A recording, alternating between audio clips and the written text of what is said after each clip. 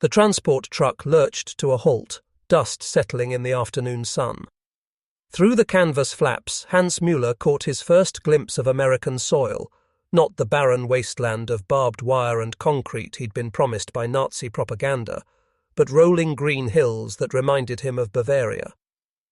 The 19-year-old Wehrmacht soldier blinked hard, certain his eyes deceived him. Where were the torture chambers, the brutal guards with their whips and clubs? Instead, an American sergeant approached with a clipboard, his manner firm but oddly civil. "Welcome to Camp Algona," he said in broken German, then switched to English with a slight smile. "You boys are gonna be just fine here." Müller would later write to his sister that those words haunted him more than any battle cry ever had, because they sounded genuine. This was May 1943, and across America, a silent transformation was beginning. Over the next 3 years, more than 425,000 German prisoners of war would discover something that shattered their understanding of the world. An enemy nation that fed its captives better than their own army had, that built them libraries and baseball diamonds, that treated them not as subhuman monsters, but as men who had simply chosen the wrong side. The paradox was staggering. While American boys bled and died on European battlefields, fighting the very soldiers now stepping off trains in Kansas, Texas, and North Carolina, their homeland was extending an unprecedented hand of humanity to those same enemies. In over 700 camps scattered across the continental United States, a quiet revolution was unfolding, one measured not in bullets fired, but in prejudices dissolved. What drove this compassion? Was it naive American idealism, or something far more calculated, a soft power so profound it could turn enemies into allies without firing a shot? Müller, standing in that dusty, camp entrance, could never have imagined that this moment would reshape not just his own life, but the very fabric of how nations might treat their conquered foes. The story you're about to hear challenges everything we think we know about warfare, hatred, and the possibility of redemption. It begins with a simple question that echoed through the minds of thousands of captured German soldiers. How do you hate a people who show you kindness? The numbers tell a story of Allied victory written in human cargo. In 1943, after Rommel's Afrika Korps surrendered in Tunisia, the first wave arrived, sun-beaten veterans who had fought Lawrence of Arabia's sons under scorching desert skies. By D-Day, Liberty ships were crossing the Atlantic packed not with soldiers heading to war, but with soldiers returning from it, as prisoners. The logistics were staggering. Imagine the complexity: feeding, housing, and securing nearly 500,000 enemy combatants on your own soil, while your factories churned out weapons to kill their comrades still fighting overseas. Army engineers worked frantically, transforming abandoned CCC camps, building new compounds from scratch, repurposing everything from fairgrounds to former National Guard training facilities. The trains that carried them inland became moving symbols of America's contradictions. These same rail lines that transported tanks to East Coast ports now carried German boys, some barely 18, who peered through barred windows at a country their Führer had taught them to despise. They saw prosperous farms with painted barns, children waving from overpasses, women in colourful dresses shopping in towns untouched by bombing. This was not the weakened, mongrel nation described in Nazi propaganda. Captain James Morrison, tasked with establishing Camp McCain in Mississippi, recalled the surreal nature of his assignment. Here I was, building what amounted to small German towns in the heart of America. We had to think about everything: where they'd sleep, what they'd eat, how they'd spend their time. The War Department was clear: treat them according to Geneva Convention standards. What they didn't say was that our standards were often better than Geneva required. The geographic spread was intentional. Camp Hearn in Texas became a city of 5,000 Germans virtually overnight. Ort Leonard Wood in Missouri, Camp Algona in Iowa, hundreds of smaller branch camps scattered through farming communities that had never seen a foreigner, let alone an enemy soldier. The strategy was brilliant: isolate potential troublemakers, provide cheap agricultural labor to communities struggling with wartime manpower shortages, and demonstrate American abundance to prisoners who would someday return to Germany. But something unexpected began happening in these far-flung outposts of captivity. American guards, many of them farm boys themselves, discovered their dangerous enemies were often homesick teenagers who spoke longingly of mothers, sweethearts, and Saturday evening dances. The propaganda machine had painted monsters, but the reality was achingly human. As 1944 dawned, the camps swelled beyond capacity. Victory in Europe was inevitable, and with it would come the largest prisoner exchange in human history. But first, America would conduct an experiment in humanity that would echo through generations. 6 a.m, Camp Algona, Iowa.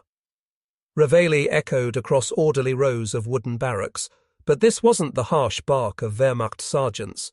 It was Corporal Anderson from Nebraska, calling in a tone that managed to be both authoritative and oddly paternal.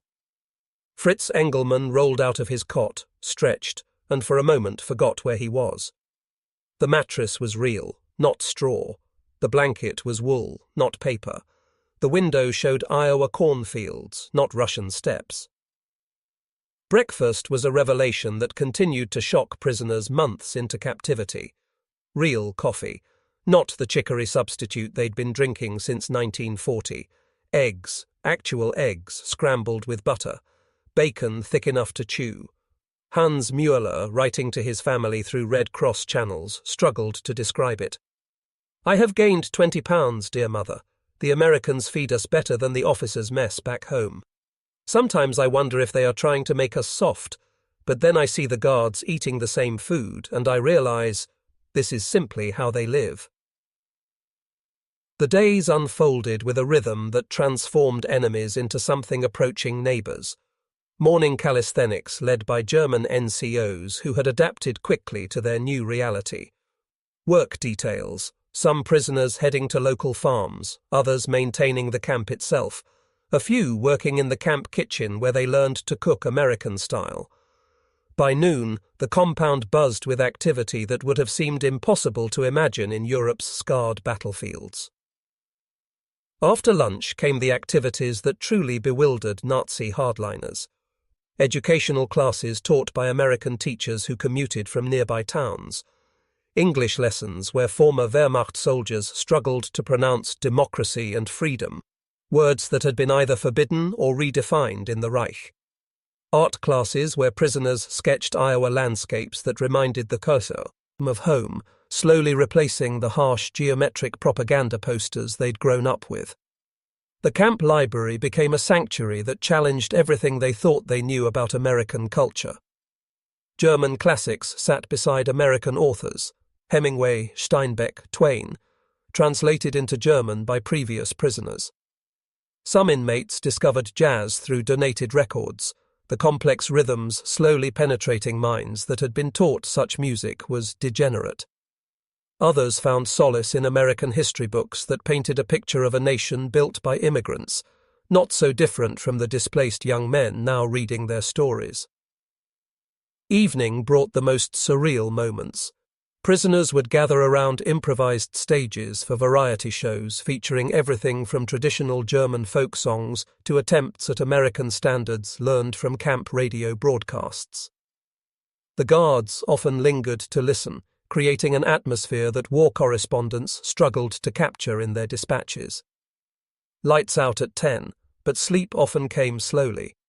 Werner Schultz, a former Panzer commander, lay in his bunk contemplating letters from home describing bombed cities and dwindling rations. Meanwhile, he had eaten ice cream that afternoon, vanilla ice cream, a luxury he'd forgotten existed. The contrast wasn't lost on thoughtful prisoners who began asking dangerous questions about which side was truly winning the war. The crack of the bat echoed across Camp Herne like a gunshot, but instead of diving for cover, 200 German prisoners cheered from makeshift bleachers. It was spring 1944, and something extraordinary was happening on the Texas prairie. Enemies of America were learning to love America's pastime. Sergeant Mike O'Malley had been skeptical when the camp commander suggested organizing baseball teams. "These boys don't know a home run from a bratwurst," he'd muttered. But desperation breeds innovation, and boredom was becoming a security risk. Idle minds in prison camps had a tendency to plot escapes, or worse, maintain the Nazi fanaticism that made reintegration impossible. The first game was chaos incarnate. German soldiers, many athletic from years of military training, approached baseball with typical Prussian precision and failed spectacularly. They threw like javelin throwers, ran bases like they were storming machine gun nests, and swung at pitches with the fury of Vikings wielding battle axes. American guards couldn't stop laughing, and after the initial confusion, neither could the prisoners. But gradually, something magical happened. Klaus Weber, a former Luftwaffe pilot who'd been shot down over Britain, discovered he had a natural swing. His first home run, a towering shot that cleared the camp fence and landed in a neighboring wheat field, earned him a nickname that stuck: Texas Klaus. The guards whooped louder than his fellow prisoners, and in that moment, Weber later recalled, the war felt very far away. Baseball became a language that transcended politics. Prisoners learned not just the rules, but the rituals, the seventh-inning stretch, the arguments with umpires, the superstitions and trash talk that make baseball more than just a sport. German efficiency met American informality, creating teams that played with a joy absent from their rigid military backgrounds. Music followed close behind. Camp orchestras sprang up, featuring everything from classical ensembles to experimental jazz bands. At Camp McCain in Mississippi, a former Berlin Philharmonic violinist named Hermann Steinberg found himself teaching American folk songs to homesick farm boys from Bavaria. The irony wasn't lost on anyone, an enemy alien instructing Nazi soldiers in the musical traditions of their captors. The evening concerts became camp-wide events that drew American staff and their families. Children from nearby communities would peer through the fence, mesmerized by the sight of uniformed Germans playing "When the Saints Go Marching In" with obvious pleasure. These weren't the jackbooted monsters of Warner Brothers films. They were young men making music because music, like baseball, reminded them that life contained more than warfare. Educational programs took on new meaning in this atmosphere. Democracy classes, initially viewed with suspicion as crude propaganda, began generating genuine discussion. Prisoners who had lived under totalitarian rule their entire adult lives found themselves debating concepts like free speech, civil rights, and representative government. The American teachers, many of them small-town educators volunteering their time, discovered they were learning as much as they taught. As summer 1944 progressed, the sounds emanating from American POW camps became increasingly surreal. The thwack of baseballs, the melody of amateur orchestras, the animated discussions of former enemies discovering what their captors called the American dream. The secret meeting took place after midnight in Barracks 7, Camp McCain. 7 men huddled in the darkness, speaking in whispers that barely carried above the Mississippi crickets outside. These weren't escape planners, they were Nazi true believers, and they had a problem. Their fellow prisoners were becoming too comfortable, too friendly with their American captors. Worse, some were actively questioning the Reich's teachings. Hermann Kruger, a former SS officer who'd hidden his unit affiliation during processing, served as their unofficial leader. To him, the kindness shown by Americans wasn't humanity. It was weakness, a soft corruption designed to break German spirit. "They think they can buy our loyalty with baseball games and ice cream," he hissed to his conspirators, "but a true German sees through their decadent tricks."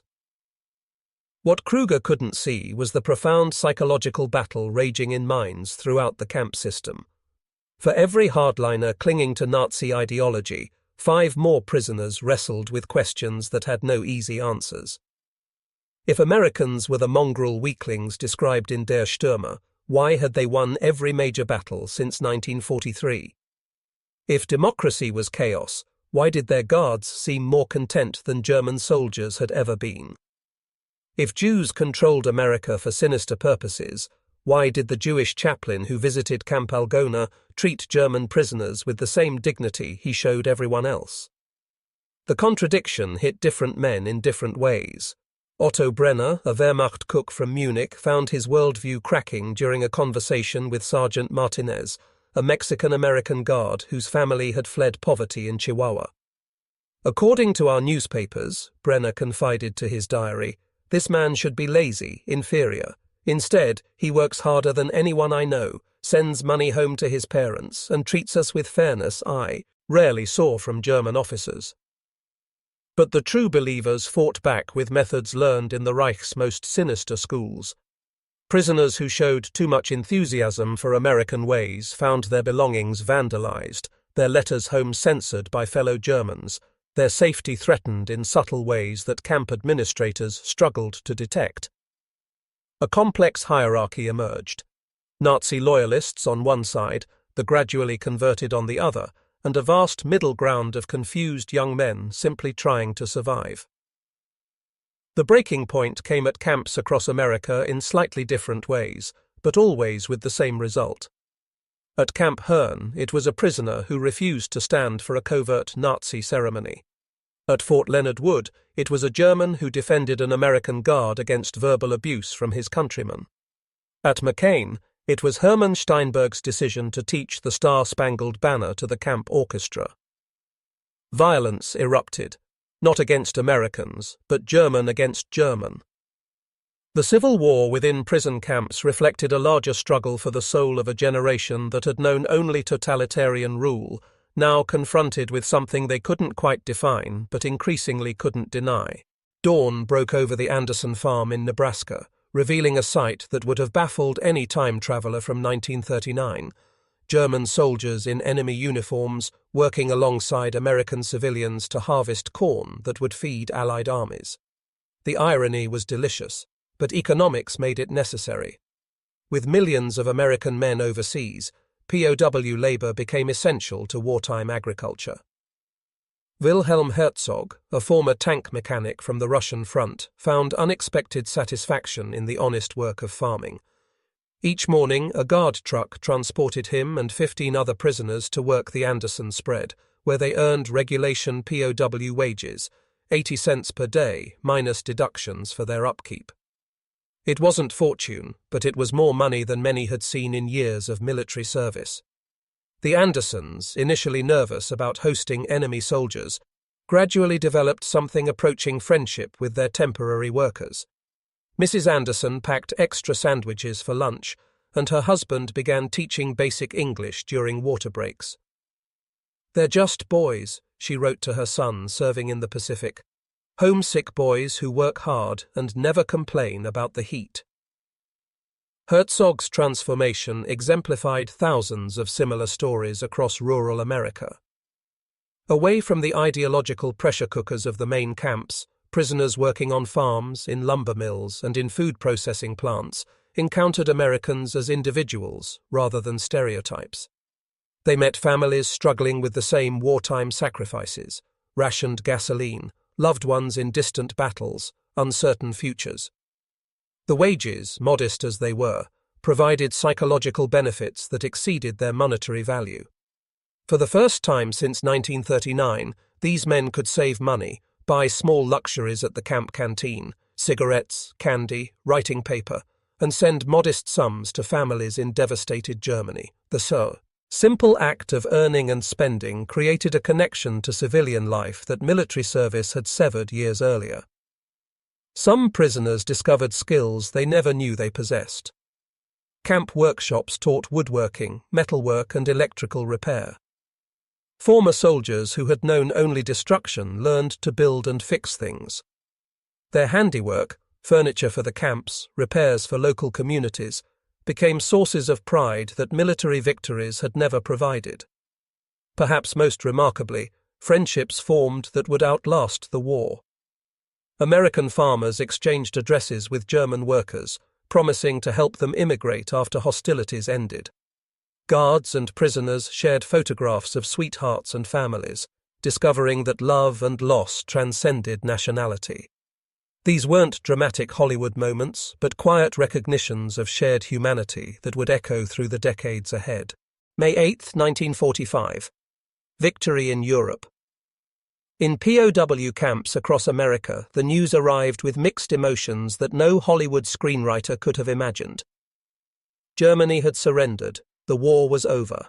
But for 400,000 prisoners scattered across the American heartland, the hardest journey still lay ahead. The journey home to a country they might no longer recognize. Klaus Weber stood at the fence of Camp Herne, staring east toward an Atlantic that might as well have been an ocean of time. Behind him lay 3 years of discovery, baseball games under Texas skies, English lessons that had opened forbidden worlds, friendships with guards who'd become unlikely brothers. Ahead lay the unknown, bombed cities, occupied zones, and families who might not understand what their sons and husbands had learned in captivity. The repatriation process began slowly, hampered by logistical chaos and political considerations. Some prisoners didn't want to go home, a reality that shocked American officials who'd assumed every man longed for his homeland. Those from Soviet-occupied territories faced a particularly grim choice: return to communist rule or remain stateless in American custody, hoping for eventual immigration opportunities. Letters home revealed the psychological complexity of men caught between worlds. Otto Brenner wrote to his wife in Munich, "I have seen how people can live without fear of their government, where neighbors of different religions work together, where children play without learning to hate. How do I explain this to our sons?